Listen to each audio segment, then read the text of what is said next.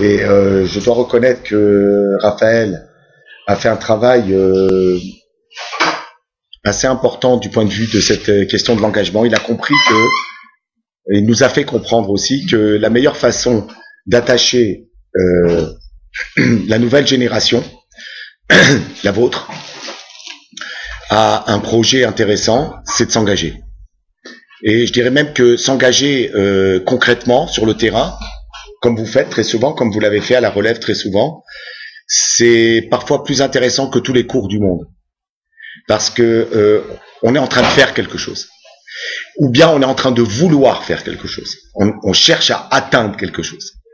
Alors on verra tout à l'heure que cette question de l'action concrète, qui est plus forte parfois que tous les cours, c'est pas une idée qui est indifférente à la Torah, et au contraire c'est quelque chose qui apparaît très fortement dans nos textes.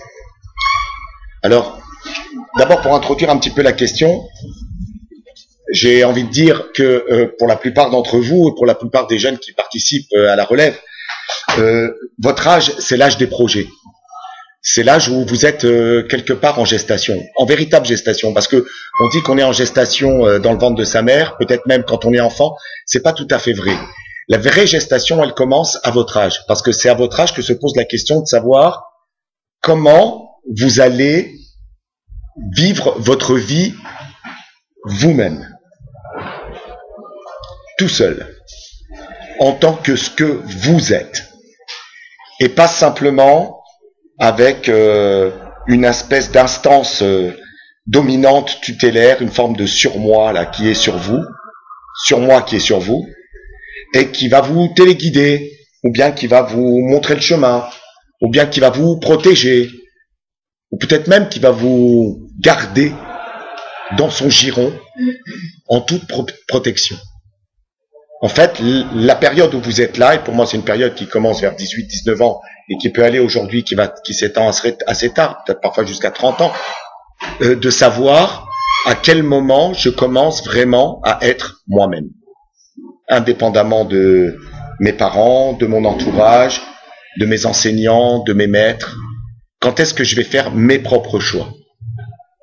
Donc vous êtes au fond dans une période que j'envie moi personnellement, qui est la période des projets. Ouais. Moi je vais essayer de faire des projets à mon âge. C'est déjà des projets qui sentent le passé. C'est très souvent, c'est du réchauffé de quelque chose qui a déjà été fait. Vous, tout est neuf, tout est à faire, tout peut être fait. Alors en même temps c'est assez paradoxal.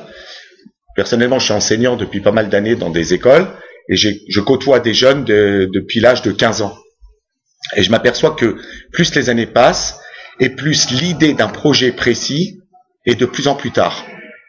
C'est-à-dire que vous pouvez demander aujourd'hui encore à des élèves de terminale ce qu'ils veulent faire et ce qu'ils ont envie de faire, et ils sont pas tellement clairs sur leur projet de vie. Et cette attitude-là, cette modalité d'être par rapport à ce que j'ai envie de faire, c'est quelque chose qui peut s'étaler assez longtemps dans le temps. C'est-à-dire que de plus en plus, on a de moins en moins l'idée de ce qu'on veut faire. Et c'est très compliqué. Alors, il y a à cela plusieurs raisons. Et je ne vais pas vous donner ces raisons-là simplement parce que j'ai envie de faire une étude sociologique à 2 balles. Mais c'est peut-être pour vous aider à vous trouver dans cette dynamique d'un projet et d'un engagement. Il y a une première raison qui est liée à la culture scolaire de la France. La culture scolaire française, je l'ai déjà dit souvent dans les cours ici, et j'ai l'impression que ça a eu un certain écho, la culture française, c'est une culture du découragement. C'est-à-dire que très souvent, on va plus noter les manques, les incompétences, que de révéler chez chacun la possibilité qu'il a de faire quelque chose. Et ça commence avec on va dire, la culture du redoublement, la culture de l'orientation, la culture du dénigrement des profs, dans les salles des profs, mais dans les conseils de classe aussi. C'est aussi dans la culture des notes. On n'arrive pas à donner des bonnes notes, on va toujours donner la note au rabais, la plus petite note possible, parce qu'on a l'impression que si on donne une note un tout petit peu au-dessus, oh là là, c'est un drame, c'est une catastrophe. J'avais déjà cité l'exemple de la dictée. La dictée, c'est une culture très française, ça existe qu'en France, la dictée. Ben, quand vous avez une dictée de 100 mots dans lequel il y a 10 fautes, vous avez 0. Mais en fait, on oublie qu'il y a 90 mots qui sont justes. Mais comme il y a 10 mots qui sont faux, donc c'est 0. Et donc, l'élève qui reçoit un 0, il se dit, finalement, je suis 0, quoi. Mais il oublie complètement qu'il a fait quand même la plus grande partie de son texte à peu près juste. Donc il y a cette idée-là que t'es pas capable, ou bien c'est pas pour toi, ou bien c'est trop difficile, ou bien ça te correspond pas, etc., etc. Donc ça, c'est déjà une première chose qui fait que les élèves, les jeunes, et plus tard les jeunes adultes que vous êtes, ont parfois des difficultés à s'imaginer dans un projet vraiment fort. Parce que on les a découragés depuis longtemps. Deuxième chose, c'est que aujourd'hui aussi, on est dans un monde qui est de plus en plus complexe et qui offre de plus en plus d'opportunités. Seulement le problème, c'est que plus il y a d'opportunités, bon, on sait ce qu'on veut faire. Parce qu'on se dit que si on prend ça, on a peut-être loupé 10 choses à côté qui auraient été bonnes. Alors que il y a encore quelques années, c'était assez clair et assez balisé. Alors c'est vrai qu'on va vous faire croire que dans la vie, il n'y a que médecine, ou qu'il n'y a que dentaire, ou qu'il n'y a que, je sais pas, telle fac ou telle fac. Mais n'empêche que, aujourd'hui, le nombre des probabilités de choix est tellement immense que, à la fin, on ne sait plus quoi choisir. Et on se dit tel BTS plutôt que tel BTS, mais en même temps, il y a des dizaines de BTS, on ne sait pas. Donc, on est un petit peu bloqué par la palette de choix qui est possible. Il y a aussi une autre idée, c'est qu'on peut avoir peur. En fait, tu sais, il faut laisser la porte ouverte. Il faut laisser la porte ouverte. Vous laissez la porte ouverte, en fait, bloquée. Il y a aussi l'idée que peut-être on se dit sans arrêt qu'on a peur de se tromper. On se dit, mais pourquoi on va le faire? Mais peut-être que c'est pas ça. Peut-être qu'il y aurait mieux. Et aussi qu'on a peur d'avoir été conditionné. On se dit, on nous a appris qu'il y a ce chemin-là qui est le bon, et plus on va vous dire que c'est ce chemin-là qui est le bon, et moins on va avoir envie de le prendre. Parce que plus on vous contraint à faire une chose, moins vous avez envie de la faire. Et on se demande même à la fin, moi j'ai des jeunes autour de moi très souvent qui me disent, voilà, moi ça fait ma 4e, ma 5e année d'études, je les ai faites, mais je ne sais pas si c'est moi. Je ne sais pas si c'est moi qui les ai faites, ou si on me les a fait faire. Et ça peut être quelque chose de déstabilisant qui peut provoquer un peu de sentiment de doute. Et puis, la difficulté à s'engager tout court. Il y a une difficulté simple à s'engager. C'est que, alors, on va prendre par exemple l'engagement dans le mariage. Ça peut être pour des raisons matérielles. Ou bien parce qu'on a peur d'échouer. Ou bien parce qu'on se voit qu'autour de nous, il y a tellement de gens qui ont échoué. Alors on se dit, à quoi ça sert qu'on se lance? Parce que de toute façon, c'est tellement difficile. Ou bien aussi, on a peur de perdre ce qu'on a. Et on se dit, vaut mieux que je reste là où je suis, au moins là je suis tranquille, et puis on verra. Mais si je m'engage, oulala, qu'est-ce qui m'attend? Vers quoi je vais? Et de plus en plus, on a envie d'un itinéraire de route qui soit hyper balisé, hyper clair. On a peur de prendre des risques. On se dit, ouais, mais si je vais là, comment ça va être? Et financièrement, et psychologiquement, et mes parents, et ma famille, et mon truc. Comment je vais faire pour avancer? C'est compliqué. Alors tu sais quoi, en attendant, ce que je vais faire, je reste chez moi tranquille. De temps en temps, je vais à un petit cours. Quand même. Et puis on verra. Alors qu'en vérité, il y a peut-être une idée que c'est important de s'engager. Mais il faut comprendre pourquoi c'est important de s'engager. Pourquoi c'est important à un moment, vous ne pouvez pas sentir constamment si l'eau de la piscine, elle est plus ou moins froide. Il y a un moment, si vous voulez nager, il faut plonger. Vous savez que, vous connaissez ce fameux miracle de la mer Rouge? Ouais, Kriyat Yam Souf. Vous savez que ceux qui ont été sauvés, ce sont ceux qui sont rentrés dans l'eau, tant que l'eau n'était pas ouverte. Intéressant. C'est-à-dire que c'est pas parce que l'eau s'est ouverte qu'ils ont traversé, mais c'est parce qu'ils ont essayé de traverser que l'eau s'est ouverte. Et c'est vrai pour tout. Il ne faut pas attendre que les choses se mettent en place. Il faut se lancer dans quelque chose. Et à partir du moment où je me lance dans quelque chose, ça va se mettre en place. Est-ce que c'est exactement comme moi j'ai imaginé?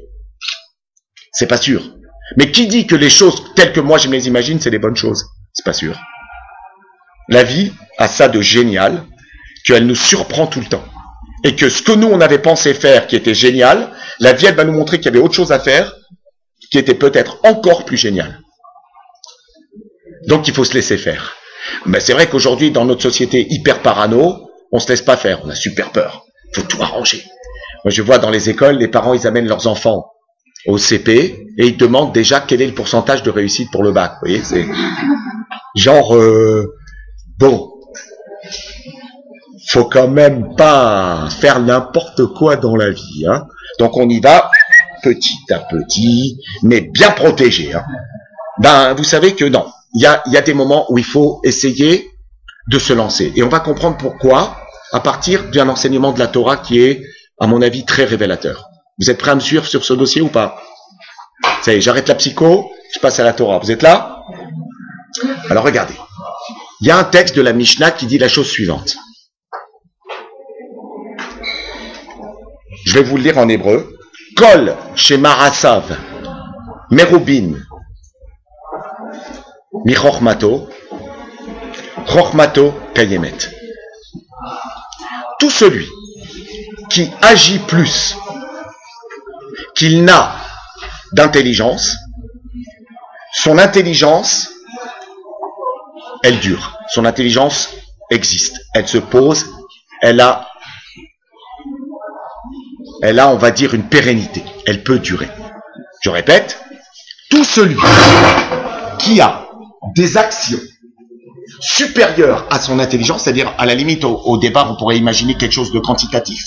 Tout celui qui agit plus qu'il ne pense, sa pensée et son intelligence, elle va durer. À l'inverse, Kol shechochmato merubin mimarasav, tout celui qui a une intelligence plus grande que ses actions, en chochmato mitkayemet. Son intelligence va se liquéfier, elle va s'en aller. Il va devenir gaga. Alors, qu'est-ce que ça veut dire tout celui qui agit plus qu'il ne pense? C'est bizarre ça. Tout celui qui agit plus qu'il ne pense. Ah ouais, c'est vrai que si je bouge, ça je... Bon, je m'assois. Alors, tout celui qui n'agit plus qu'il ne pense, sa pensée, elle va disparaître. Elle va pas tenir. Moi, je pose une question. Cette Mishnah, elle parle essentiellement de la connaissance de la Torah et des mitzvot. Comment vous voulez que quelqu'un qui ne connaît pas la Torah et les mitzvot puisse agir? C'est ça ce que ça veut dire. Tout celui qui agit plus qu'il ne fait, tout celui qui fait plus qu'il ne pense ou qu'il connaît, son intelligence et sa connaissance, elles tiennent. Mais comment voulez-vous qu'il fasse s'il ne connaît pas? Vous comprenez ce que je veux dire? Si je dis qu'il fait plus qu'il ne connaît, ça veut dire qu'il est capable d'agir dans des dossiers qu'il ne connaît pas. Mais comment on peut agir dans des dossiers qu'on ne connaît pas? Si on ne connaît pas, on ne peut pas agir. Si on parle par exemple des mitzvot, on te dit, tout celui qui fait plus de mitzvot qu'il ne connaît les mitzvot, sa connaissance, elle va tenir. Mais comment tu veux qu'il agisse des mitzvot qu'il ne connaît pas? Il ne les a pas apprises. Donc c'est bizarre. Kol, shema asav, merubin, michochmato, tout celui dont les actions dans la Torah et dans les mitzvot est plus développé que sa connaissance de la Torah et des mitzvot, eh bien lui, il va rester quelqu'un d'intelligent. Je veux bien qu'il reste intelligent. Mais qu'est-ce que tu veux qu'il fasse des choses qu'il ne sait pas faire? Très bizarre. Moi, je veux bien faire. Mais pour faire, faut que j'apprenne. Si j'ai pas appris, je peux pas faire. La question, elle est tellement bonne que j'ai oublié la réponse.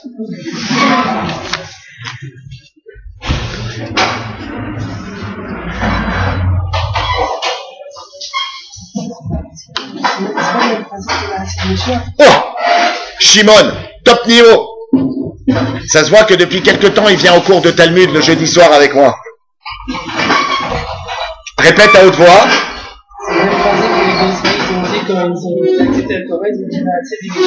C'est le même principe, je traduis parce qu'il y en a qui sont en train de s'installer.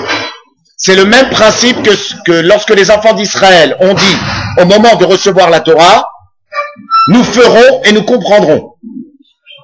C'est-à-dire, ces fous-là, ils ont dit, on va faire des choses qu'ils ne connaissaient même pas. C'est incroyable. Mais est-ce que c'est une réponse? Non, tu m'as juste dit que c'est la même chose. Mais moi, je te pose une autre question. Mais ce qu'ils ont fait, c'était incompréhensible. Il a raison, c'est le même principe. C'est-à-dire, les enfants d'Israël ont dit Naase Venishma. Nas, ils ont dit Naase Venishma. On fera, on comprendra. Mais attends, mais tu vas faire quoi? Tu connais rien. C'est exactement la même chose que Kol Shema Asav Merubim Michochmato. Tout celui dont les actions sont plus importantes que son intelligence, Chochmato Mitkayemet, son intelligence, elle va tenir, sa sagesse, elle va se développer, ça va être un mec. Alors, il y a une explication facile, qu'on connaît, qui est très simple. C'est tout le contraire de moi. C'est-à-dire, parle peu et agis beaucoup. Ouais, souvent on vous dit ça, ouais. Arrête de parler, fais. C'est plus important de faire que de parler. Ouais, c'est vrai. Mais lorsqu'on parle des mitzvot, lorsqu'on parle d'un projet de vie, qu'est-ce que tu peux faire quand tu connais pas? Moi, je veux bien faire. Mais il faut d'abord que je parle. Il faut d'abord qu'on discute. Il faut d'abord que tu m'apprennes. Si tu m'apprends, je vais faire. Mais qu'est-ce que tu veux que je fasse que tu m'as pas appris? Alors, Shimon nous a dit, oui, mais c'est pareil ce qui s'est passé au moment du don de la Torah au mont Sinaï. Les enfants d'Israël ont dit, Naase Venishma. Nous ferons, nous comprendrons. Mais moi, si j'avais été là-bas, je leur aurais dit, mais qu'est-ce que vous allez faire? Bah ouais, vous voulez faire, mais quoi? Vous connaissez rien. Venez d'abord à la synagogue, venez à des cours, asseyez-vous, on va vous expliquer, et après vous allez frimer, genre on va faire, on va s'éclater. Mais tant qu'on ne sait pas, qu'est-ce qu'on va faire? J'ai oublié la réponse. Ouais, Raquel, vas-y. C'est une question ou la réponse? C'est une question. Encore? Ouais, vas-y. Vas-y. Avant, on a fait le chemin, on dit que la chair du verre à l'école, on a fait le chemin. Il y a la parole. Hachem, il a parlé avant il a dit les paroles, on a dit la chemin. Donc, on a intégré la chose, on a réfléchi, et après, on va comprendre, mais on a quand même intégré quelque chose. T'es une maligne, toi. T'es une maligne. Raquel, c'est tout ce que je vais dire, c'est pas tout ce que j'ai dit, parce qu'il a rien dit encore. Ouais, c'est tout ce qu'il a dit à Hachem, dans le sens qu'il a dit qu'il allait donner la Torah, mais il a rien dit encore. C'est genre, ils lui font crédit. Tu me diras, c'est normal, hein. Celui qui les a sortis d'Égypte, qui a fait les 10 plaies, qui a ouvert la mer Rouge, si tu lui fais pas confiance, à qui tu vas faire confiance? Ça, c'est vrai que c'est une réponse. C'est intrinsèque à chaque juif. Attends, juste, je mate la réponse 2 secondes parce que je l'ai oublié. Ouais, elle est super. Vas-y. Non mais c'est pas moi qui l'ai inventé, hein, j'ai trouvé dans des livres. Hein, parce que... C'est intrinsèque à chaque juif, ça veut dire c'est en nous. On n'a peut-être pas connaissance des mitzvot précisément en termes techniques, mais c'est intrinsèque à chacun, à chaque juif, ces principes-là. Donc oui, on les fait sans même le savoir. Et par l'étude, on les comprend, mais on les fait... Alors attends, imagine-toi la scène, je vais t'expliquer un truc très simple. T'imagines que t'es seul dans une pièce, t'entends une voix qui te dit... rappelle-moi ton prénom. Léni. Bonjour Léni. Ici la voix, d'accord? Non, on va le faire Torah. Léni. Et toi tu fais, oui, je suis là. Tu veux faire ce que je vais te demander? Et toi tu dis, oui. D'accord? Mais tu connais rien. Hein? Et tout à coup tu vois un petit paquet en face de toi, avec 2 boîtes noires, avec des trucs en cuir bizarres. Et le gars il te dit, tu veux faire? Et toi tu dis, ouais, je vais faire. T'es tout seul. T'es enfermé dans la pièce, il y a personne. Et tu dis, je vais faire. Qu'est-ce que tu fais avec la boîte noire? Je vais faire. Mais tu connais rien. Tu fais quoi? Tu vas prendre le truc, tu vas faire un lasso, je sais pas ce que tu fais. Ouais? Tu vas les attacher autour de tes jambes. C'est particulier Je te mets un truc, une branche de, tu vois, de rosier là, de machin là, avec un espèce de citron bizarre, et je te dis, vas-y mon pote, fais. C'est vrai ou pas? T'as plein de trucs. On te dit, aujourd'hui c'est Shabbat. Ne fais pas. Alors toi tu vas dire, mais je fais pas quoi? Qu'est-ce que je fais? Je peux me gratter, qu'est-ce que je peux faire? Tu sais pas, t'es obligé d'apprendre. Donc eux, ils ont dit, on fera, on comprendra. Alors, mais je peux pas faire la réponse la semaine prochaine. Hein. Vas-y. Il y en a qui savaient déjà, c'est même pendant la sortie d'Égypte avant le don de la Torah, il y en a qui étudiaient déjà dans des rouleaux. Hein? Si, c'est... Ça c'est dans les études bibliques à l'université de Stockholm. Mais non, on ne connaissait rien. Mais comment ils faisaient toutes les mitzvot alors avant d'avoir le... Je sais pas, ils faisaient aucune mitzvot. Brit Mila, le Corban Pessah, Abraham, mais c'était fini ça. C'était perdu. Ça c'est comme nous aujourd'hui, on est paumés. Hein. Nos arrière-grands-parents ils faisaient des trucs, mais nous on se rappelle plus nous. On se rappelle pas, c'était 400 ans avant. Ils avaient des choses, il y en avait bien qui faisaient des... Leur nom, leurs vêtements. Ils avaient zéro. C'est tout. Ils connaissaient rien. Ils étaient esclaves. C'est 400 ans qu'ils travaillaient la pierre en Égypte, ils connaissaient rien les mecs. D'après certains 210, mais même 210, hein, je vais te dire, ça passe vite, hein. Et en même temps, on oublie tout. Alors regardez ce que vient nous apprendre cette Mishnah en vérité. Parce que cette Mishnah, elle est très intelligente. Elle vient pas nous dire qu'il faut faire sans savoir. Parce que faire sans savoir, c'est impossible. Faire sans savoir, c'est impossible. Tu peux pas. T'es seul, Lenny, dans la pièce, t'as une boîte noire avec un truc, un livre, qu'est-ce que tu fais avec? Tu l'accroches au plafond, tu fais quoi? Tu fais du rodéo, ça sert à rien. Donc ici, ce que nous expliquent les commentateurs, c'est une chose très simple. C'est pour nous dire que celui qui est prêt à faire,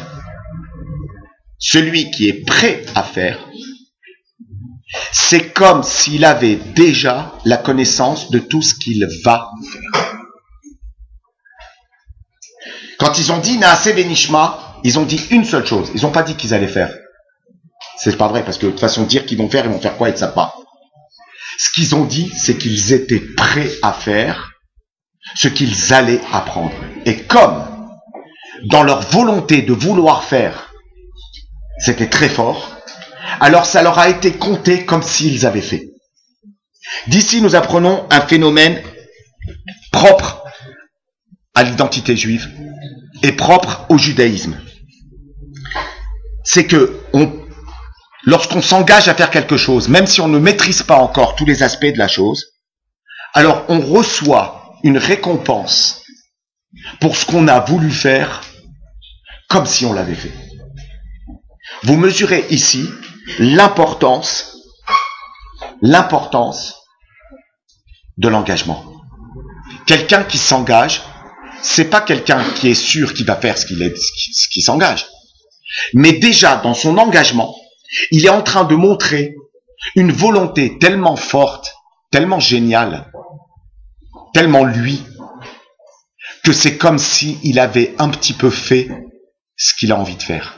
Vouloir faire, c'est déjà être en train de faire ce qu'on fait. Donc l'engagement, ça a une valeur très importante. Et d'ailleurs, ce que tu as dit, Shimon, c'est marqué dans les Havot de Rabbi Nathan. Dans les Havot de Rabbi Nathan, c'est marqué que cette Mishnah-là, que je vous ai enseignée, eh bien, elle est à mettre en relation avec le Naaseh Benishma. Eux, ce qu'ils ont montré à ce moment-là, c'est qu'ils avaient envie de faire. Et c'est pas tellement lié au niveau intellectuel qu'on a. Celui qui a envie, peut-être qu'il n'a pas encore toutes les compétences. Peut-être qu'il n'a pas encore tous les éléments en main pour pouvoir le faire. Peut-être qu'il n'a pas la connaissance encore de tout ce qu'il a envie de faire. Mais puisqu'il montre qu'il a une véritable volonté d'avancer, de s'engager, de faire quelque chose, de réaliser quelque chose, alors ça vaut comme si il l'avait fait. S'il a accepté dans sa pensée, s'il a accepté dans la sincérité de son cœur, alors il arrive à obtenir le mérite et la récompense de la chose comme s'il l'avait fait. Vous voyez, ce principe, il existe dans la vie juive normale. Imaginons quelqu'un qui a envie de faire une mitzvah. N'importe quelle mitzvah. X, Y. N'importe quelle mitzvah. Et dans sa tête, il a décidé, aujourd'hui, je vais faire ça. Aujourd'hui, je vais faire ce commandement. Aujourd'hui, je vais réaliser cet acte bien. Et maintenant, il se trouve que il y a un événement extérieur, un cas de force majeure, qui l'empêche de réaliser cette chose. Un vrai cas de force majeure. Il se trouve que, voilà, lui, il voulait aller quelque part, il se trouve qu'il arrive à l'endroit où il veut aller, on a annulé tous les trains, il y a une tempête de neige, et donc la mitzvah qu'il voulait faire, il pourra pas la faire. Eh bien, c'est marqué qu'on considère qu'il l'a faite. Ah, bien sûr, faut qu'il y ait un vrai cas de force majeure, hein. Le cas de force majeure, c'est pas genre je voulais me lever, mais finalement j'ai eu sommeil, donc je suis resté dormir. Ça, c'est pas un cas de force majeure. Mais ou bien ça m'a pris la tête au dernier moment, mais bon, tu comprends, j'avais mal à la tête. Bon, non, un vrai cas de force majeure, un truc lourd, une impossibilité matérielle, concrète, de réaliser la chose. Eh bien, cette mitzvah-là, lui est comptabilisée. Vous savez qu'on a un compte des mitzvot, hein. On a un compte en haut. C'est marqué, il y a un actif, un passif, tout ça. C'est marqué, ta. À chaque fois que tu fais une mitzvah, tu mets une pièce. Jackpot. D'accord? Eh bien, cette mitzvah-là, c'est comme s'il avait... Donc, sur quel principe on dit ça? Mais concrètement, si on analyse les choses d'un point de vue rationnel, bah non, pas du tout. Tu l'as fait, tu l'as pas fait. Tu l'as pas fait, tu l'as pas fait. Tu vas pas commencer à dire que tu l'as fait parce que tu as eu envie de la faire. Que c'est ce truc? Concrètement, la personne, par exemple, qui avait besoin de toi, parce que toi, tu pensais faire une mitzvah. Finalement, tu l'as aidé ou tu l'as pas aidé? Tu l'as pas aidé. Donc pourquoi est-ce que tu vas compter ça comme si c'était une mitzvah? C'est complètement débile. Alors ça, c'est quelque chose qui est au fondement même de notre, je dirais presque de notre foi. Ouais, c'est quelque chose qui participe de la foi juive. C'est pas très rationnel en soi, hein, mais il faut savoir que ce principe, il existe, et s'il a été pensé par nos sages, c'est qu'il a vraiment une raison d'être. C'est que quelqu'un qui a voulu, c'est déjà comme s'il avait fait. Donc on voit à quel point c'est important de vouloir, à quel point c'est important de vouloir s'engager, même si on ne maîtrise pas tous les aspects de la chose. Alors comment on comprend ça? Je vais vous donner un exemple très simple qui est pris à partir de la Torah. Vous savez que on dit que le monde a été créé en 6 jours. Ouais, Dieu a créé le monde en 6 jours, il s'est reposé le 7e. En vérité, ça veut dire quoi qu'il a créé le monde en 6 jours? Alors, quand on lit le texte de la Torah, on voit que finalement, chaque jour, il y a quelque chose qui a été créé. Mais si vous preniez le premier verset de la Torah, c'est marqué Bereshit bara Elokim et hashamayim ve'et haaretz. Le premier jour, Dieu a créé le ciel et la terre.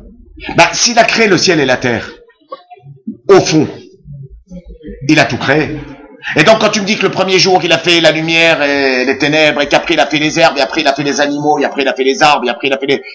Bon, mais quand tu me dis qu'il a créé le ciel et la terre, ben, il y a tout ça déjà. Parce que le ciel et la terre, ça n'a pas de science, ça n'a pas de sens s'il n'y a pas tout ça. Donc, il y a une idée qui est comme ça. C'est que Dieu a créé le premier jour, dès le premier jour, il a créé toute la création. D'accord?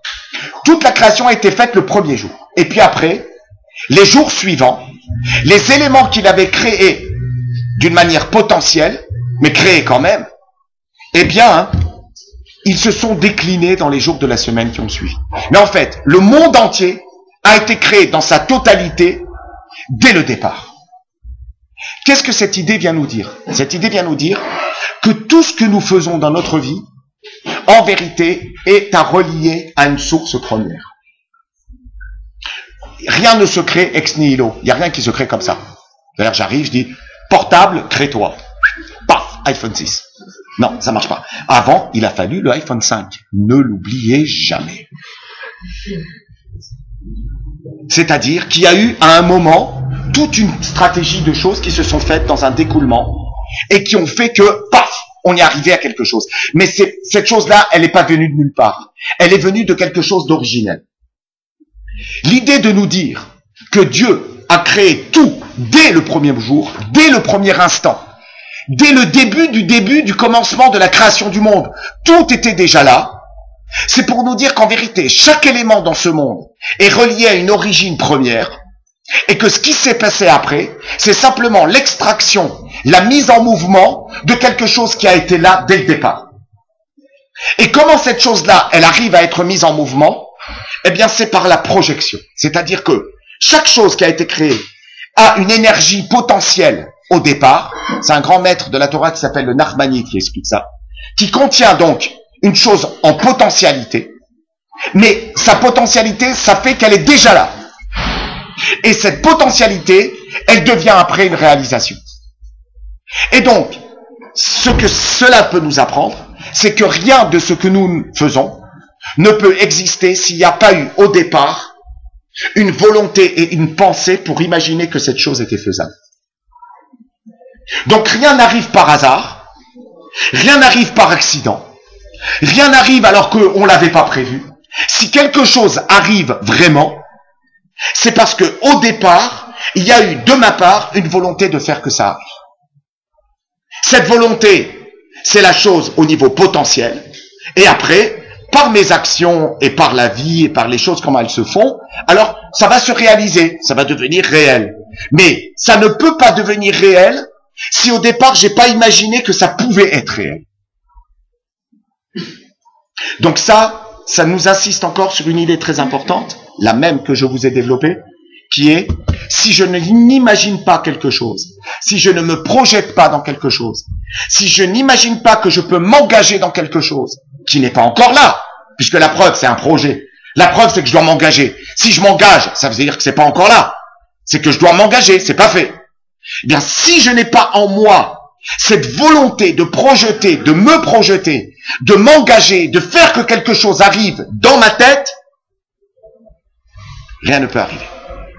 Si vous faites le Shabbat, le Lecha Dodi, vous verrez dans le Lecha Dodi, il y a une phrase très jolie et très simple que tout le monde comprend, basique, mais qui est très profonde, qui dit « Sauf Maaseh b'Marshava Trila ».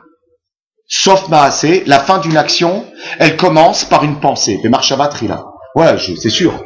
Ah oui. Une action, il faut penser pour agir. Mais ça veut dire quoi? La fin d'une action, la finalité d'un projet, de ce que je veux faire, ne peut pas exister, n'a pas d'existence, n'a pas de kiyum, n'a pas d'assise, si moi, je n'ai pas mis à son origine une réflexion.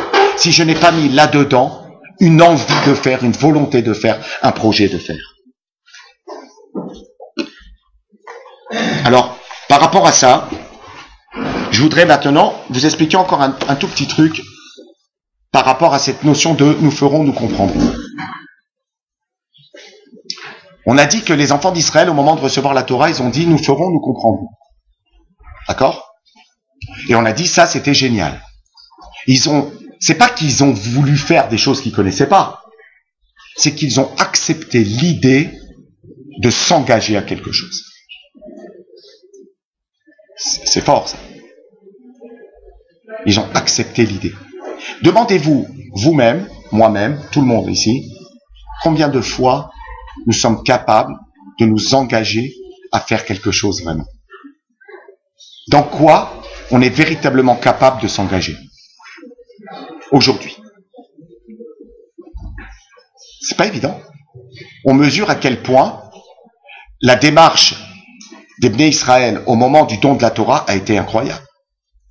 Même s'ils avaient la foi, tout ce que tu voudras, hein, ils croyaient en Dieu, ils étaient super engagés dans leur histoire de Dieu, mais n'empêche de dire on va faire alors qu'on connaît même pas, c'est très bizarre. Combien de fois moi, je sais pas, si je prends une année, on va même pas dire une année, dans quoi je me suis vraiment engagé? Qu'est-ce que je suis prêt à faire, à lâcher de moi-même pour faire quelque chose alors que je sais pas où ça va m'amener? Il n'y a pas tellement. Donc on mesure à quel point c'est très grand. Sauf que, vous savez qu'il y a un autre texte, et je vous le ramène ici, qui dit que Dieu, certains connaissent cette histoire, c'est marqué que les enfants d'Israël se tenaient sous la montagne. Ils se tenaient en dessous de la montagne. Les commentateurs de la Torah disent qu'est-ce que ça veut dire en dessous de la montagne? Pas en dessous de la montagne. Ils étaient au pied de la montagne, oui, mais pourquoi en dessous? Tartit Ahar. Pourquoi ils étaient sous la montagne? Alors, les maîtres du Talmud expliquent qu'en fait, au dernier moment, on va dire comme ça pour simplifier, au dernier moment, ils ont eu des réticences. C'est vrai que des fois on a envie de s'engager, on s'engage, on dit allez j'y vais, et puis au dernier moment, on dit ouais enfin bon attends, 2 minutes. Donc c'est à quelle heure le train? Ça commence comme ça, tu vois. Ou bien, ouais, mais attends, ça va coûter combien alors le? Ou bien, mais il est tunisien ou? Donc il y a un moment, tu vois, on fait marche arrière. On se dit, bien qu'on a voulu, tu vois, on a voulu, mais à un moment on dit, ouais, mais ma mère, elle m'a dit que. Il y a eu un moment, ils ont dit on va accepter la Torah, mais il y a eu un moment, ils ont mis comme des espèces de balises en disant ouais, on veut bien, mais enfin, attends, qu'est-ce qui a marqué en fait, c'est quoi? Il y a des trucs compliqués, je crois. Et là, Dieu a pris la montagne. C'est une image, hein. C'est une image. Il a pris la montagne, il l'a renversée sur les enfants d'Israël, et il leur a dit si vous acceptez ma Torah, im atem mekabelim et ta Torah, si vous acceptez la Torah, moutav, super, on continue. Moi, j'oublie pas ce que vous m'avez dit. Vous m'avez dit, on va faire, hein. Donc moi, vous m'avez dit, j'y crois. Donc si vous acceptez, c'est bien. Et im lav, et sinon, si vous ne l'acceptez pas, sham tehe kvorotechem. Là-bas, ça sera vos tombeaux. Ça veut dire genre, il prend la montagne, super film. Et je crois pas qu'ils l'ont mis dans le dernier prince d'Égypte, là, ou je sais pas quoi, le truc qu'ils ont fait, là, Exodus. Il n'y a pas cette histoire, hein. Ils peuvent pas tout mettre. Alors, c'est fini pour vous. Alors là, à ce moment-là, ils ont été obligés d'accepter. Obligés d'accepter, parce que comme ils s'étaient engagés, alors ils pouvaient plus faire marche arrière. Mais en fait, quand ils ont accepté, ils ont flippé. Ils ont dit, bon ben d'accord, on va pas mourir quand même. Tu veux qu'on l'apprenne? Bon, eh ben, vas-y, d'accord. Donc là, qu'est-ce qu'on a comme conclusion de cette histoire? C'est une histoire talmudique qui marque l'idée de l'acceptation de la Torah, c'est-à-dire elle fait œuvre de loi. C'est-à-dire qu'au fond, ils ont accepté en définitive leur projet et leur engagement. À la fin, leur engagement, ils l'ont fait dans la crainte. Ils l'ont pas fait parce que vraiment ils avaient envie. Ils l'ont fait parce qu'ils ont eu peur. On les a intimidés. Dieu en personne, si je peux m'exprimer ainsi. Dieu les a intimidés. Il leur a dit, vous acceptez ou c'est fini. Alors il y a plusieurs raisons pourquoi il les a intimidés. Je ne vais pas rentrer dans ça, c'est pas notre sujet. Mais n'empêche que le texte continue. Ben alors quand est-ce que les enfants d'Israël ont accepté la Torah et les mitzvot et les commandements? Quand est-ce qu'ils les ont acceptés d'une manière vraiment volontaire? Quand est-ce qu'ils les ont acceptés vraiment par amour? Quand est-ce qu'ils ont accepté ces lois par amour? Et là, c'est marqué qu'en fait, la vraie Torah, la Torah dans sa globalité, dans sa totalité, elle a été acceptée au moment de Purim, c'est-à-dire des siècles et des siècles plus tard. Au moment d'Esther et de Mardoché, la Torah a été acceptée. La Torah a été acceptée par amour. Et donc là, nous avons une vraie acceptation de la Torah. Un vrai engagement. Quand vous analysez de près un texte comme ça, c'est très bizarre. Ça veut dire que la génération qui est sortie d'Égypte n'a pas été capable de s'engager à fond. Et la génération de Purim qui vient des siècles plus tard, elle a été capable de s'engager à fond. C'est bizarre. Parce que, en fait, quand on parle des gens qui sont sortis d'Égypte, on dit que c'était des gens qui étaient d'un niveau spirituel très élevé. Au moment de la traversée de la mer Rouge, ils ont vu Dieu. Ils ont dit, voilà notre Dieu, Zékéli. On dit qu'une servante, au moment de la traversée de la mer Rouge, elle avait une connaissance de la Torah et de Dieu, pas de la Torah, pas des mitzvot, mais de Dieu, plus forte que n'importe quel prophète de la suite de l'histoire d'Israël. Et puis à part ça, ils étaient devant le mont Sinaï. Dis-moi, oh, c'est le top. C'est le top. Ils étaient devant le truc et ils ont vu. C'est pas, c'est à Roland Garros, t'es juste devant le joueur. T'es pas dans les tribunes là tout en haut, tu prends un truc sur la tronche. C'est un truc propre. Tu vois, t'es juste devant. Et ils ont dit non, attends, on va réfléchir. Je suis pas sûr. Finalement, attends, la Torah écrite, je veux bien. La Torah orale, je peux avoir un peu de réflexion. C'est un peu compliqué pour moi. Et donc finalement, c'est des siècles plus tard. Des Juifs qui avaient fait des erreurs, parce que si vous relisez l'histoire de Purim, ils ont fait quelques petites erreurs, les Juifs, à l'époque de Esther. Ils sont allés à des festins où ils n'avaient pas le droit d'aller, ils ont fait beaucoup de choses qui étaient...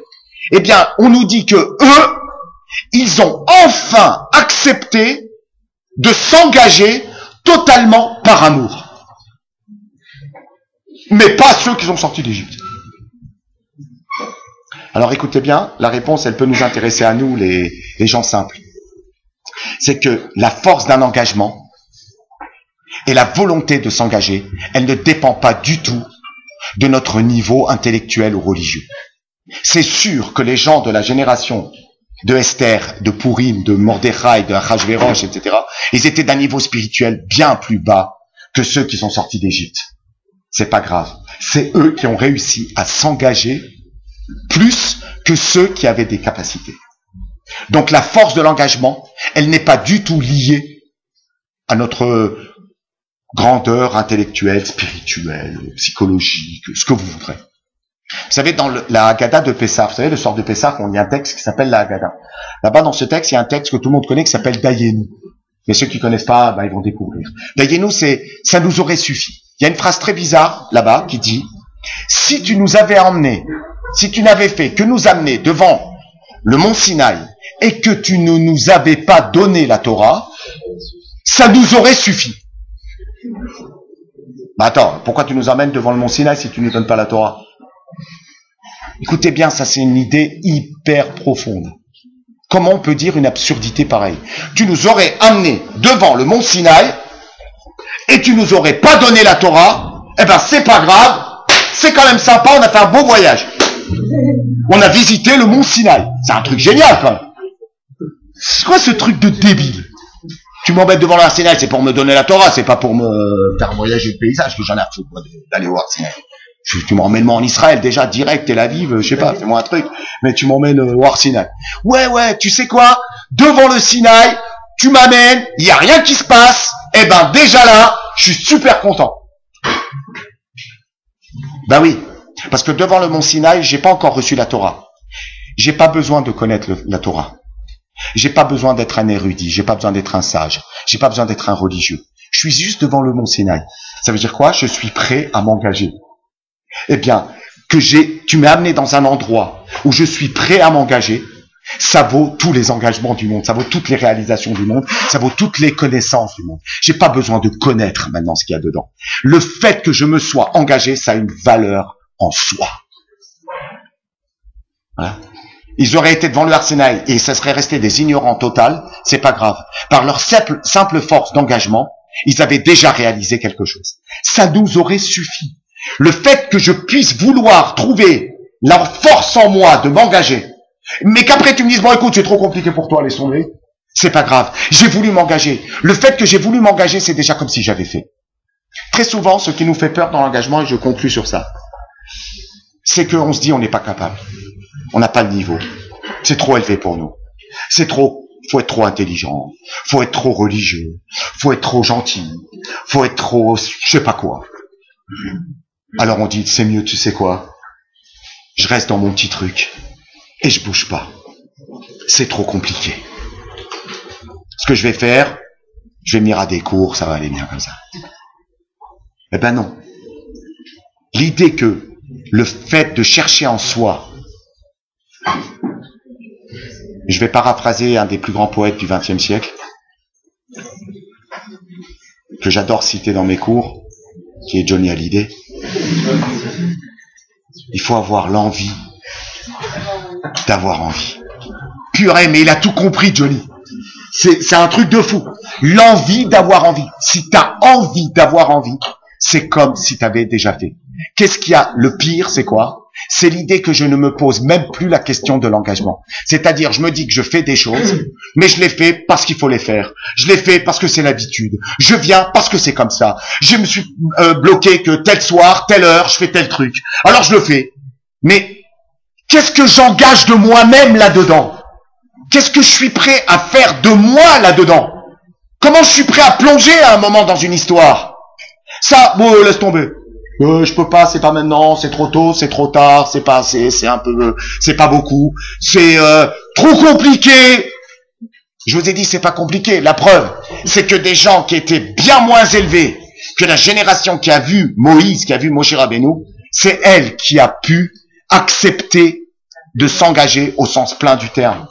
Le simple fait d'être devant un projet et de dire « Ouais, j'ai envie !» Je sais pas ce qu'il y a encore dedans, mais j'ai envie de faire, j'ai envie de réaliser. Eh bien, ça en soi, c'est déjà une réalisation. Et vous allez voir que si vous acceptez de vous engager dans quelque chose, c'est évident, vous n'allez pas faire tout ce qu'il y a dans l'engagement. Et n'ayez pas peur. Je vois souvent, déjà, ils ont des réticences. La religion, le judaïsme, oh, c'est compliqué. La Torah, il y a ça, il faut pas faire ci, il faut pas faire ça, Ok. Donc, qu'est-ce que tu fais? Ben, je reste dehors. Je reste dehors parce que c'est mieux. Je viens, je regarde, tu vois, je suis spectateur. Spectateur dégagé. Je suis un spectateur, mais dégagé. En fait, ce qu'on demande à un juif, c'est d'être un spectateur, parce qu'on ne peut pas être plus, on ne peut pas tout faire, mais un spectateur engagé. C'est-à-dire que, ou en train de s'engager. C'est-à-dire que peut-être que je vais pas tout faire, et sûrement que je vais pas tout faire, et personne n'attend de vous que vous fassiez tout. Mais qu'à un moment donné, vous soyez prêt de trouver en vous l'envie d'avoir envie. C'est-à-dire l'idée que je vais prendre des risques, l'idée que je vais tenter quelque chose. C'est pareil dans la vie professionnelle, c'est pareil dans les études, c'est pareil dans le mariage. C'est-à-dire le pire qui peut nous arriver, c'est de plus avoir envie. C'est de se dire non, c'est mieux que je reste tranquille chez moi, je vais faire mon petit truc, je vais envoyer mes mails, je vais entretenir mon conseil voûte, ça mange pas de pain, et puis je vais être pépère. Mais le reste, le faire vraiment, faire vibrer quelque chose en moi qui va vraiment me demander que j'ai envie de faire quelque chose, doucement. Ben là, je vous montre, j'ai essayé de vous montrer. Kol, Shemarasav, Merubim Mechochmato, tout celui dont les actions, c'est-à-dire la volonté d'agir, est plus grande que sa cogitation intellectuelle, eh bien lui, sa cogitation intellectuelle, sa chochma, mitkayemet, elle va se tenir. C'est-à-dire c'est quelqu'un qui va pouvoir construire une vie qui a du sens, une vie qui a des valeurs, une vie qui va quelque part.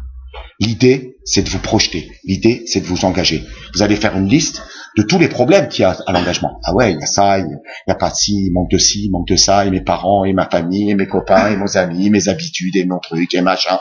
Et tout, hein, ça peut être tout, hein. Laissez tomber ça. Et regardez ce qui est en vous. C'est-à-dire cette espèce de flamme fondamentale qui brille en vous, qui a été créée depuis le premier jour de la création du monde. Puisque je vous ai expliqué que depuis que le premier jour du monde, Hachem a créé le monde, il a tout créé, il a créé aussi l'envie. Ça veut dire que tout est à l'origine. Cette origine, elle est en vous, elle est en chacun d'entre vous. Ça veut dire quoi? Cherchez dans cette origine et vous verrez que vous allez pouvoir générer des projets, des engagements absolument extraordinaires. Voilà. J'ai fini.